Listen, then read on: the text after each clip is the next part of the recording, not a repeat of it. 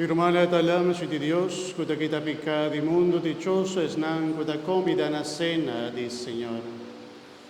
Señor vino,